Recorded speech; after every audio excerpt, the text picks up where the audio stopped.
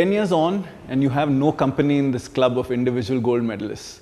Are people allergic to you? How are we going to get rid of this allergy?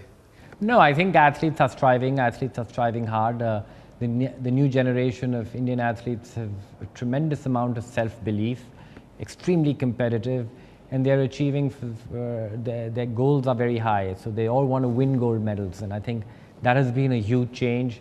And I'm pretty confident that we'll have many people win Olympic gold medals pretty soon. Winning Olympic gold medals requires a clear plan. It requires a lot of scientific support. It requires, also a deep amount of desperation to win. And I think I'd just like to tell all my fellow athletes in India to just keep that focus going, keep that hunger going, because it is that hunger and that deep desperation when that moment of truth will arrive is which will get them through. And I'm sure that they have it, and I wish them all the very, very best. And I'm really waiting with bated breath and eagerness to welcome them all to this elite club. If you had just one message for our contingent that will go to Tokyo 2020, what would that be?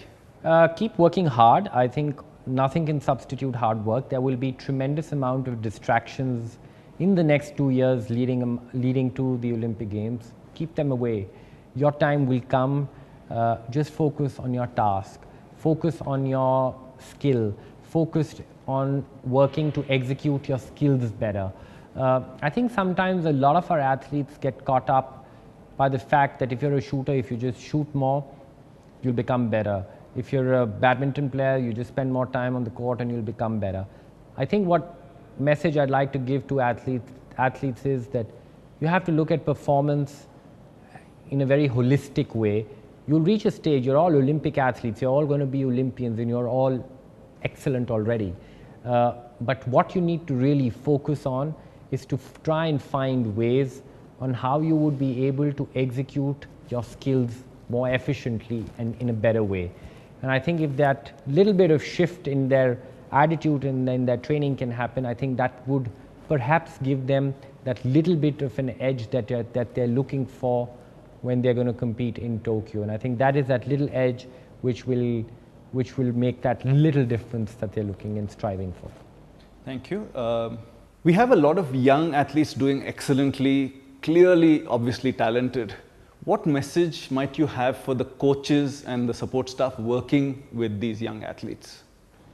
I'll tell you about my relationship with my coaches, and perhaps that could be an interesting way of answering your question.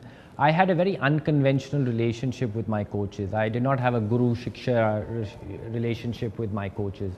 I always questioned my coaches. I always asked them questions. And that, I think, was a very, very positive thing. I asked them with a tremendous amount of respect, but I always questioned why they were making me do something, or why they were making me change my technique, or why they were forcing me to go to the gym, or why were they forcing me to take a blood test to check my nutritional values. I always questioned them, and when I questioned them, that also opened my mind and made me learn a lot of things which perhaps I would have just taken for granted. And I think that is what young athletes need of today, to know themselves better and to have that healthy relationship, always have a dialogue with your coaches.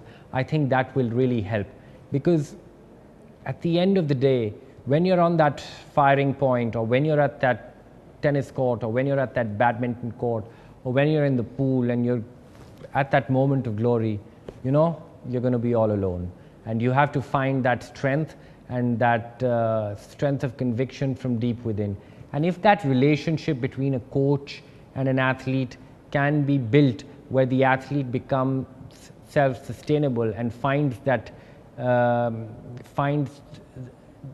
energy and that drive from deep within himself at that moment of truth, I think that will make him or her a winner in the long run.